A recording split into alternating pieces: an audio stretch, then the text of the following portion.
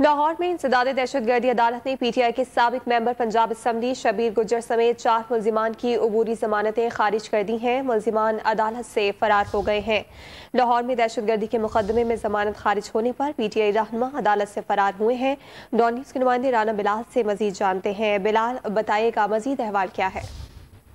जी बिल्कुल, लाहौर की इंसदाद दहशतगर्दी अदालत में पीटीआई के साबिक एमपी शबीर गुज्जर समेत 4 मुल्जिमान की बुरी जमानतों पर समाअत हुई है और इंसदाद दहशतगर्दी अदालत ने दलाइल मुकम्मल होने पर चारों मुल्जिमान की जो जमानत है उसे खारिज कर दिया है। पीटीआई के साबिक एमपी शबीर गुज्जर समेत तमाम मुल्जिमान अदालत से फरार होने में कामयाब हो गए हैं। शबीर गुज्जर समेत 4 मुल्जिमान की बुरी जमानत खारिज होने पर अदालत के गेट पर जो है वो हंगामा आराई भी हुई। पुलिस ने मुल्जिमान को पकड़ने की कोशिश भी की। इस दौरान जो है वो पुलिस के साथ धक्कम फेल हुई और मुल्जिमान जो है वो फरार होने में कामयाब हुए। शबीर गुज्जर, खालिद गुज्जर, तारिक फरूक और अदील महमूद ने जमानत खारिज होने पर मुल्जिमान फरार हुए हैं। बहुत शुक्रिया बिलाल, आपने अपडेट किया।